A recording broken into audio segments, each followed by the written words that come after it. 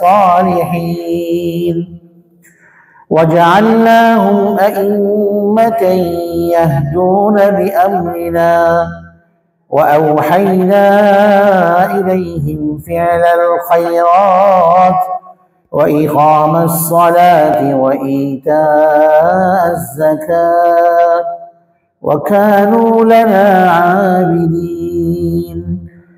ولوطا آتيناه حكما وعلما ونجيناه من القرية التي كانت تعمل الخبائث إنهم كانوا قوم سوء فاسقين وأدخلناه في رحمتنا إنه من الصالحين. ونوحا إذ نادى من قبل فاستجبنا له فنجيناه وأهله من الكرب العظيم ونصرناه من القوم الذين كذبوا بآياتنا إنهم كانوا قوم سوء فأغرقناهم أجمعين. صدق الله مولانا العظيم وصدق رسوله النبي الكريم ونحن على ذلك من الشاهدين والشاكرين والحمد لله رب العالمين। আলহামদুলিল্লাহ, আল্লাহ সুবহানাহু ওয়া তাআলার দরবারে অসংখ্য অগণিত শুকরিয়া আদায় করছি, যিনি আমাদেরকে আমাদের মসজিদের সাপ্তাহিক নিয়মিত আমল সালাতুল মাগরিব আদায়ের পরে কোরআনুল কারীমের তাফসীরের মজলিসে, বরকতময় মজলিসে আল্লাহ রাব্বুল আলামিন আমাদেরকে বসার তৌফিক দান করেছেন। আল্লাহ রাব্বুল আলামিনের দরবারে কৃতজ্ঞতা এবং শুকরিয়া আদায় করছি, আলহামদুলিল্লাহ। সূরাতুল আম্বিয়া এর তাফসীর ধারাবাহিকভাবে চলে আসছে। বিগত তাফসীরে সূরার 17 নম্বর আয়াতে কারিমা পর্যন্ত তাফসীর হয়েছিল। আজকের তাফসীর 71 নম্বর আয়াতে কারিমা থেকে শুরু হবে। আজকের আয়াতগুলোর সম্পর্ক পেছনের আয়াতগুলোর সাথে এই যে 10 জন নবী আলাইহিমুস সালামদের আলোচনা আল্লাহ তাআলা শুরু করেছেন। তার মধ্যে সর্বপ্রথম হযরত ইব্রাহিম আলাইহিস সালামের কথা, হযরত মূসা হারুন আলাইহিমুস সালামের কথা বলেছেন। ইব্রাহিম আলাইহিস সালাম যিনি খলিলুর রহমান বা খলিলুল্লাহ, আল্লাহ তাআলার অন্তরঙ্গ বন্ধু, এবং যিনি মিল্লাতে ইসলামের মূল উৎস, তার দ্বীন, তার মিল্লাত। ইব্রাহিম আলাইহিস সালামের সংগ্রামী জীবন, তাওহীদি জীবনের কিছুটা আলোকপাত আল্লাহ তাআলা এখানে করেছেন। যে তাওহীদের পক্ষে, তাওহীদি সমাজ বিনির্মাণের প্রচেষ্টার কারণে তাকে বড় ধরনের কোরবানি দিতে হয়েছে এবং তাকে আগুনে কাফেররা সম্মিলিতভাবে জোট বেঁধে একত্রিত হয়ে আগুনের কুণ্ডলী তৈরি করে, সেই আগুনের মধ্যে জ্বলন্ত উত্তপ্ত আগুনে দীর্ঘদিন লাগিয়ে সেটা তৈরি করে আগুনকে উত্তপ্ত করে সেখানে তাকে জ্বালিয়ে পুড়িয়ে মারার জন্য সেখানে তাকে রাখা হয়েছে এবং ফেলে দেওয়া হয়েছিল, নিক্ষিপ্ত হয়েছিলেন তিনি। আল্লাহ রাব্বুল আলামিনের কুদরতি কারিশমাতে, আল্লাহ রাব্বুল আলামিনের ক্ষমতা বলে, হুকুম বলে, আদেশে ইব্রাহিম আলাইহিস সালামের কিছুই হয়নি, একটি পশম পর্যন্ত পড়েনি। তিনি অক্ষত ছিলেন এবং সেখান থেকে দৌড়ে বেরিয়ে আসতে পেরেছেন। এই যে ইব্রাহিম আলাইহিস সালামের ব্যাপারে আল্লাহ রাব্বুল আলামিনের এই কথা, যে আগুনকে তিনি বললেন, ইয়া নারু, হে আগুন, কুনি বারদান ওয়া সালামান, নাতিশীতোষ্ণ হয়ে যাও ইব্রাহিমের জন্য, আলা ইব্রাহিম, ঠান্ডা হয়ে যাও, তবে এতটুকু ঠান্ডা নয় যেটা বরদাস্তের বাইরে, শান্তিময় আরামদায়ক ঠান্ডা, যা প্রত্যেকটা মানুষেরই প্রত্যাশিত বিষয়। না বেশি গরম মানুষের পছন্দ হয়, না খুব ঠান্ডা, উভয়টাই মানুষের জন্য ক্ষতির কারণ হয়। কিন্তু এগুলো আল্লাহর নিয়ামত। কোনো নিয়ামত বরদাস্ত করা যায়, কোনো নিয়ামতকে বরদাস্ত করা যায় না, আমাদের অযোগ্যতার কারণে, দুর্বলতার কারণে। ইব্রাহিম আলাইহিস সালামের এই আগুনের ব্যাপারে, যে আগুন তো ঠিকই জ্বলছিল, কিন্তু আগুনের ভেতরে তিনি বসা ছিলেন, আগুনের দাহ্য ক্ষমতা দিয়ে জ্বালিয়ে পুড়িয়ে দেওয়া, এটা ইব্রাহিম আলাইহিস সালামকে স্পর্শ করতে পারেনি। যে কারণে তাফসীরে এসেছে জিবরিল আমিন জান্নাতি চাদর নিয়ে, জান্নাতি পোশাক নিয়ে আসছেন, ওগুলো ইব্রাহিম আলাইহিস সালামকে পরিয়ে দিয়েছেন। তো আগুনের যে নেচার এবং যে নেচারিটি বা তার স্বভাব, যেটা তবিয়ত, যে আগুন তো পুড়িয়ে দেয়, তো বহু মানুষ স্থূল দৃষ্টি সম্পন্ন হয়। এখানে একটা বড় বিষয় আমাদের বোঝা দরকার, এবং সে বিষয়টিতে আমাদের অবশ্যই ঈমান আছে যে আল্লাহ তাআলা কাদিরে মুতলাক। এটা আমাদের ঈমানের অংশ, যে আল্লাহ সর্বময়, সর্বশক্তিমান, ক্ষমতার অধিকারী, এবং সবকিছু আল্লাহর ইখতিয়ার। এটাও আকীদার বিষয়। কাদিরে মুতলাক, মুখতারে কুলি, যে আল্লাহ সব বিষয়ে তিনি কাদির, সক্ষম, ক্ষমতাবান। মুখতার মানে সব বিষয়ে তিনি তার ইখতিয়ারে, সবকিছু তার অধীনে, তিনি যে যা চান সেটাই হয়। দুনিয়া যেহেতু উপকরণ নির্ভর জায়গা, এখানে উপকরণ কারণ আছে। যে কোনো ঘটনা ঘটার পেছনে কারণ থাকে, সেই কারণটি পাওয়া যাওয়ার কারণে সেই ঘটনা ঘটে যায়। যে ঘটনা ঘটলো সেটাও আল্লাহ ঘটান। এই ঘটনার পেছনে যে কারণ রয়েছে, সেই কারণটিও আল্লাহরই তৈরি করা। অনেক সময় আল্লাহ তাআলা, পৃথিবী যেহেতু উপকরণ নির্ভর জায়গা, কারণ নির্ভর জায়গা, এখানে কোনো কিছু কারণেই হয়। কোনো কিছু ঘটলে সেটার পেছনে একটা কারণ থাকে, একটা রিজন থাকে। এই কারণের কারণে ওই জিনিসটা ঘটে।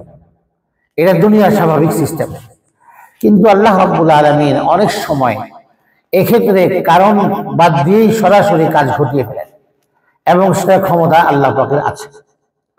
অনেক সময় কারণ কোনো কাজ করে না, কারণটা বেকার হয়ে যায়, অকেজু, অকার্যকর, কিন্তু ঘটনা ঘটে গেছে। আল্লাহ ঘটনা ঘটিয়ে ফেলছেন কুদরতি ভাবে, ক্ষমতা বলে। সেখানে আল্লাহ তাআলা কারণকে তার সাথে স্পর্শ করেন নাই, কারণ কাজ লাগে নাই, যে কারণে এমন বলার সুযোগ নাই কারণ তো এখানে পাচ্ছি না, তাহলে কেন এটা নষ্ট হলো, কেন এই ঘটনা ঘটলো, কারণ তো দেখতেছি না। কারণ ছাড়াও আল্লাহ তাআলা অনেক সময় অনেক কাজ ঘটিয়ে দেন।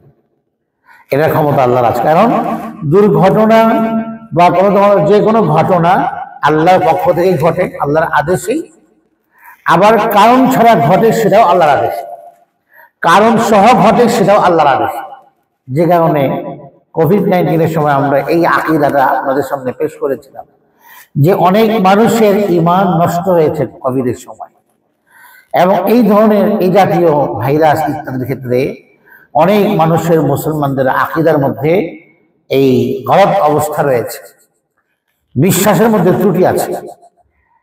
কারণ কোন বস্তুর মধ্যে কোনো প্রভাব নাই, সংক্রমণের যোগ্যতা কোনো ভাইরাসের মধ্যে নাই। যদি কোনো ভাইরাস সংক্রমিত হয় অন্যের ভেতরে, সেটা আল্লাহর অনুমতি ক্রমে হয়। এটা হলো ইসলামের কথা, এটা ঈমানের কথা। ওই যে বললাম, অনেক সময় কারণ ছাড়াই আল্লাহ তাআলা কাজ ঘটিয়ে দেন। আবার অনেক সময় কারণ পাওয়া যায়, কাজ ঘটে না। বহু মানুষ তো করোনা রোগীকে সেবা করেছে, তার করোনা হয় নাই, কারণ তো মেলামেশা হয়েছে, এখানে উঠা বসা হয়েছে, কারণ তো পাওয়া গেল, কাজ তো ঘটে নাই। যে খেদমত করছে, সেবা করলো রোগীর, তার করোনা হয় নাই, অথচ তাকে ধরেছে, স্পর্শ করেছে, টাচ করেছে, সে দুঃখিত, সে অক্ষত আছে। তাহলে এখানে কি বলবেন?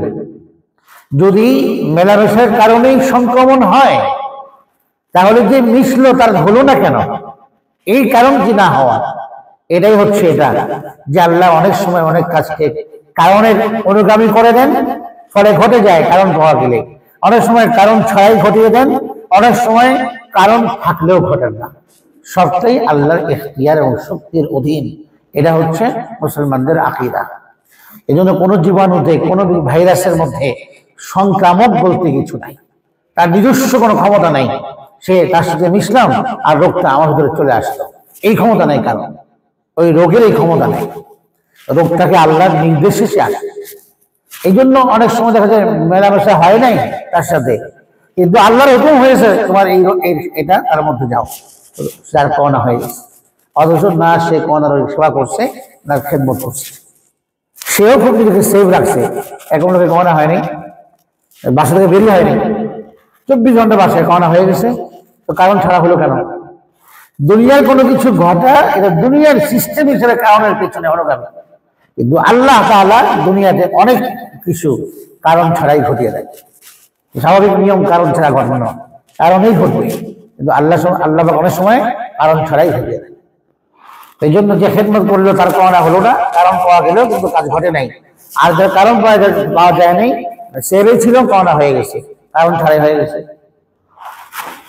এটা হচ্ছে ঈমান। তো এই যে আগুন, তার মধ্যে ক্ষমতা আছে পোড়ানোর, সে যে পোড়ালো না, এখানে তো কারণ পাওয়া গেছে।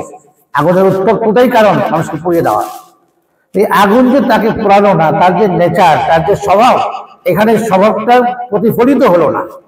কিছু স্থূলকায় দৃষ্টি সম্পন্ন মানুষ চিন্তা করে, জ্ঞান সম্পন্ন, সে যে আগুনের তো স্বভাব জ্বালিয়ে দেওয়া, তাহলে আগুন কেন জ্বালালো না?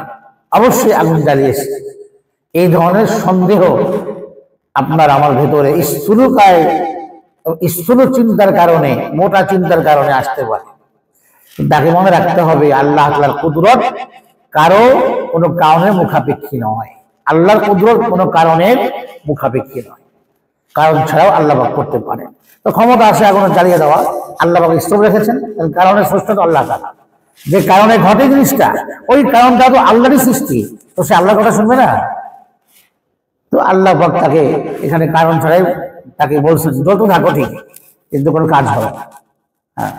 এটা তো যেমন হযরতে নূহ আলাইহিস সালামের প্লাবনের সময় প্লাবিত হয়ে যাওয়ার পরে আল্লাহ পাক বললেন ওয়াকিলা ইয়া আরদু ব্লাঈ মাআক, জমিন থেকে পানি বের হচ্ছে। যে তন্দুর রুটি বানায়, এই তন্দুর রুটির চুলার ভিতর থেকে এফর হয়ে পানি বের হচ্ছে, ভিতর থেকে, জমিনের নিচ থেকে। তো আল্লাহ বলেন জমিন পানি বন্ধ করো।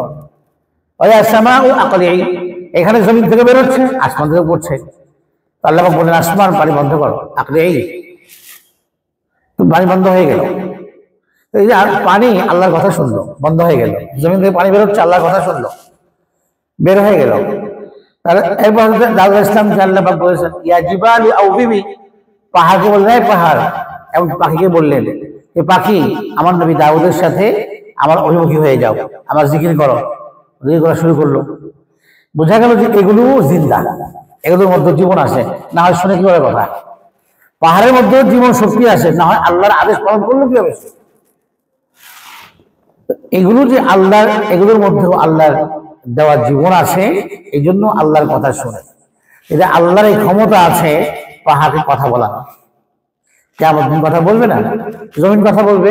ইয়াউমা ইযিন তুহাদ্দিসু আখবারাহা, জমিনের উপর যত অপকর্ম হয়েছে জমিন বলবে, সাক্ষ্য দিবে, তার ভেতরে যা কিছু হয়েছে তার উপরে সবটা সাক্ষ্য দিবে জমিন। তাহলে জমিন কেউ সাক্ষ্য দিবে, আল্লাহ পাক তাকে জবাব দিয়ে দিবে, কথা বলার বাকশক্তি দান করবে। মানুষের ত্বক স্কিন কথা বলবে। অকালু লিজুলুদিহিম লিমা শাহিদতুম আলাইনা, মানুষেরা বলবে জাহান্নামীরা চামড়াকে, এত সুন্দর করে তোমাকে আমি যত্নে পরিচর্যা করেছি, দামি দামি জিনিস লাগিয়েছি গায়ের মধ্যে, তুমি এখন আমার বিরুদ্ধে কথা বলছো। তো বলবে ক্বালু আনতাকানাল্লাহ, আল্লাহ আমাদের জবান খুলে দিয়েছে।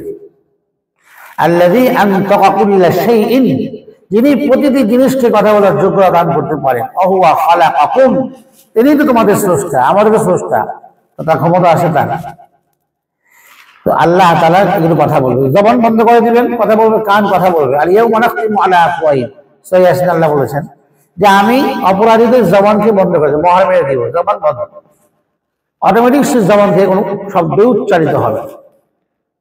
অতুকাল্লিমুনা আইদিহিম, হাত কথা বলবে তাতে। ওয়াতাশহাদু আরজুলুহুম, তাদের পা সাক্ষ্য দিবে। বিমা কানু ইয়াকসিবুন, পা দিয়ে কোথায় হারাম কাজ করতে গিয়েছে, পা সাক্ষী দিবে। এগুলোকে আল্লাহ পাক বাকশক্তি দান করবেন, কথা বলতে পারে। হযরত মূসা ইসলামের যে লাঠি সাপ হয়ে গেল, নবীর মুজিজা, এই লাঠি যদি এখন পাওয়া যায়, এই লাঠি কি মারলে সাপ হবে? যদি ফর এক্সাম্পল যদি ওই লাঠি আমরা পেয়ে গেলাম কোথাও, এরকম পাওয়া গেল প্রমাণের ভিত্তিতে, এটা সেই লাঠি যে লাঠি মূসা ইসলামের হাতে ছিল, এবং এটা মারার পরে সাপ হয়ে গেছে, রাস্তা হয়ে গেছে, ঝর্ণা হয়ে গেছে পাথরে মারার কারণে, এবং ওই লাঠি যদি আপনি মারি, এটা কি আর এই মর্যাদা পাশ হবে? হবে না। তো লাঠির নেচার তো এটা নয়, কিন্তু আল্লাহর কুদরত এটা সাফ হয়ে গেছে। তো আগুনের নেচারও এটা নয় যে জ্বালাবে না, কিন্তু আল্লাহর হুকুমে জ্বালায় না ইব্রাহিম আলাইহিস সালাম। আর যদি এটা মেনে নেই যে আগুনের ক্ষমতা আছে জ্বালানোর, এটা তো জ্বালাবেই, আল্লাহ বললে গিয়ে না বললে গিয়ে ক্ষমতা দিয়ে জ্বালানো, তো আল্লাহ জ্বালাবেই। তাহলে এর জবাব আছে। জবাব হলো যে আমরা তো জানি যে ফায়ার প্রুফ জ্যাকেট আসছে, এগুলো পরে এরা ফায়ার সার্ভিসের কর্মীরা আগুনের ভেতরে ঝাঁপ দিয়ে ট্রেনিং প্রাপ্ত হওয়ার কারণে আগুনে ঝাঁপ দিয়ে সেখান থেকে মানুষ উদ্ধার করছে, ওই তার কাছে আগুন লাগছে না। তো সে তো আগুনের ভেতরে গেল, তাকে আগুন জ্বালাতে পারেনি ফায়ার প্রুফ জ্যাকেট পরার কারণে। আল্লাহ রাব্বুল আলামিন ইব্রাহিম খলিলুল্লাহকে জিবরিলের মাধ্যমে জান্নাতি ফায়ার প্রুফ পোশাক পরিয়ে দিয়েছে। ফায়ার প্রুফ পোশাক পরিয়ে দেওয়ার কারণে ইব্রাহিম আলাইহিস সালামকে আগুন এর বিরুদ্ধে থাকা সত্ত্বেও তাকে জ্বালাতে পারে। তো এরকম অনেক, যেমন আমরা আগেও বলেছি মানুষের আমল মাপা হবে। প্রশ্ন, আমল মাপা হয় কিভাবে? আমল তো দেখাও যায় না, ছোঁয়া যায় না, মাপা হবে কিভাবে? আমাদের প্রতিটি কথাকে মাপা হবে। তো কথা বলছি, শূন্যে ভেসে যাচ্ছে, কই এগুলো শরীর নেই, তাহলে মাপা হবে কিভাবে? বস্তু কোথায়? তো এগুলোর তো জবাব হয়েছে যে দুনিয়াতে এমন অনেক বস্তু আছে যেগুলো শরীর নাই, দেখাও যায় না, ছোঁয়াও যায় না, মাপা যায়। এরকম ভাবে আল্লাহ পাক মানুষের আমলগুলো মাপবেন। আল্লাহর সৃষ্টি যদি এরকম যন্ত্র আবিষ্কার করতে পারে যে সমস্ত জিনিসের শরীর নেই কিন্তু মাপা যায়, ধরা যায় না কিন্তু মাপা যায়, রব্বুল আলামিন সবার খালিক ও স্রষ্টা, তিনি কেন পারবেন না মানুষের আমল এক নিমিষেই পারবেন? বরং আল্লাহ বলছেন যে না, আমি তো আসরাউল হাসিবিন, আসরাউল হাসিবিন, সবচেয়ে দ্রুত আল্লাহ অডিট করতে পারেন, হিসাব করতে পারেন। তো আল্লাহর জন্য দেখার প্রয়োজন নেই এবং যন্ত্র আবিষ্কারের প্রয়োজন নেই, মানদণ্ড ইস্তেমালের প্রয়োজন নাই, কিন্তু আল্লাহ কেন করবেন? ইনসাফ দেখানোর জন্য, যে দেখো তোমাদের প্রতি বেইনসাফি হবে না, কারোর প্রতি বিন্দু পরিমাণ জুলুম হবে না। তো আল্লাহ তাআলা সেই আগুনের কথা বলছেন। ইব্রাহিম আলাইহিস সালামকে আল্লাহ তার এই সংগ্রামী জীবনে 5টি পুরস্কারের কথা এখানে আসলো। 1 নম্বর তো আল্লাহ পাক তাকে এই যে আগুন থেকে নিরাপত্তা, মুক্তি দান করলেন। আল্লাহ পাক তাকে নমরুদ সহ কুফরি সমাজের উপর বিজয় দান করলেন। তাদের সমস্ত চক্রান্ত নস্যাৎ হয়ে তার পথ তারা ছেড়ে দিল। আল্লাহর পক্ষ থেকে হিজরতের আদেশ আসলো ফিলিস্তিনের দিকে, শামের দিকে, বরকতময় ভূমির দিকে। এটা আরেক পুরস্কার তার জন্য, যেখানে নবীগণদের পদচারণা হয়েছে, আল্লাহ পাক বরকত রেখেছেন সেই জমিনে। রুহানি ভাবে আত্মার সজীবতার উপকরণ আছে সেখানে, বাহ্যিক ভাবেও সেখানে সুন্দর সবুজ শ্যামল এক পরিবেশ। উভয় দিক থেকে বরকতময় ভূমি ফিলিস্তিনের, সেখানে হিজরত করে চলে যায়। নবীদেরকে আল্লাহ পাক হিজরতের কথা বলছেন। হিজরতে মানুষের জীবনে পুরস্কার আসে, হিজরত করলে মানুষ পুরস্কৃত হয়। নবীগণদেরকে আল্লাহ পাক আপন সমাজের মধ্যে বিরূপ পরিস্থিতির শিকার হওয়ার কারণে নবীদেরকে আল্লাহ হিজরতের আদেশ করেছেন। হিজরতের কারণে, স্থানান্তরিত হওয়ার কারণে, ত্যাগের কারণে আল্লাহ পাক তাদেরকে পুরস্কৃত করেছেন। এখান থেকে বোঝা যায় যে হিজরতে, ত্যাগে মানুষের জীবনে আল্লাহ পাকের তরফ থেকে পুরস্কার থাকে, আল্লাহ পাক মানুষকে পুরস্কৃত করেন। হাদিসে আসছে আল মুহাজিরু মান হাজারা মা নাহাল্লাহু আনহু, প্রকৃত মুহাজিরকে, প্রকৃত হিজরতকারীকে, প্রকৃত ত্যাগকারীকে, প্রকৃত ত্যাগকারী, হিজরত মানে ত্যাগ করা, স্থানান্তরিত হওয়া। প্রকৃত ত্যাগকারী হচ্ছে যে আল্লাহর নিষিদ্ধ হারাম বস্তুকে ত্যাগ করে, আল্লাহর নিষিদ্ধ বা হারাম বস্তুকে, গুনাহকে ত্যাগ করতে পারে, গুনাহকে বর্জন করতে পারে, গুনাহ থেকে বের হয়ে আসতে পারে, সে হলো প্রকৃত ত্যাগী। তো যেহেতু হিজরতকারীকে আল্লাহ পুরস্কৃত করবেন, হাদিস আসছে যে গুনাহ মুক্ত জীবন যাপন করে, গুনাহ ত্যাগী, গুনাহ বর্জনকারী, সে প্রকৃত মুহাজির। তাহলে গুনাহ ছাড়লেও পুরস্কার পাওয়া যায়, গুনাহ মুক্ত জীবন যাপন করতে পারি, হারাম মুক্ত, আল্লাহর তরফ থেকে পুরস্কার। সেটা কি? গুনাহ মুক্ত জীবনে আল্লাহ পাকের মহাব্বত নসিব হয়। গুনাহযুক্ত দিলের মধ্যে আল্লাহর মহাব্বত আসে না, আমলের প্রতি স্বাদ জাগে না। গুনাহের সাথে আমলের স্বাদ হবে কিভাবে? একজন লোকের ঠান্ডা লাগলো, তার নাকের সামনে আপনি দামি আতর সামনে মেখে দেন, গান লাগবে না, কেন? ঠান্ডা রয়েছে, ঠান্ডা লেগেছে। গুনাহের কারণে আমাদের কলব নষ্ট হওয়ার কারণে, আমাদের হৃদয়গুলো নষ্ট হওয়ার কারণে, কালো দাগ যুক্ত হওয়ার কারণে আমরা আমলের স্বাদ পাই না। না আমাদের নামাজের স্বাদ আছে, না আমাদের তিলাওয়াতের স্বাদ আছে, না আমাদের জিকিরুল্লাহ স্বাদ আছে, না আমাদের দোয়া মোনাজাত, আল্লাহর সাথে কথোপকথনের স্বাদ আছে। আমরা বলতেই চাই না, আমরা অল্পতেই ক্লান্ত হয়ে যাই। হযরত শেখুল হাদিস জাকারিয়া রাহমাতুল্লাহ আলাইহি বলেন যে কিছু লোক আমার সাথে সম্পর্ক রাখে, আমার সাথে ইসলাহি সম্পর্ক রাখে সংশোধনের জন্য।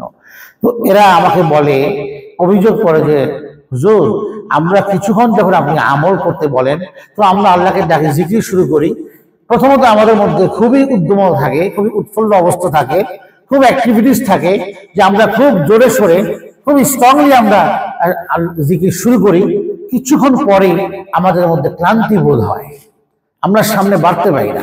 যে স্ট্রংলি অবস্থায় শুরু করলাম এটা ধরে রাখতে পারি না, আমরা বাধা সৃষ্টি হয়, কেমন একটা প্রচ্ছন্ন একটা ব্যারিকেড সৃষ্টি হয়ে যায়, আর বলতে মনে চায় না, আর পড়তে মনে চায় না, একটা বিষাদ লাগে।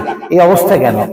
হযরত শেখুল হাদিস জাকারিয়া রাহমাতুল্লাহ আলাইহি ফাযাইল আমার লেখক, বহু কিতাবে লেখা, বুখারী শরীফের ব্যাখ্যা গ্রন্থ লিখেছেন, অনেক বড় আলেম। উপমহাদেশের শেখুল হাদিস বললে ওনাকে বোঝানো হয়, উপমহাদেশে ভারত পাক উপমহাদেশের শেখুল হাদিস বললে ওনাকেই বোঝানো হয় এক নম্বরে শেখুল হাদিস হযরত মাওলানা জাকারিয়া রাহমাতুল্লাহ আলাইহি।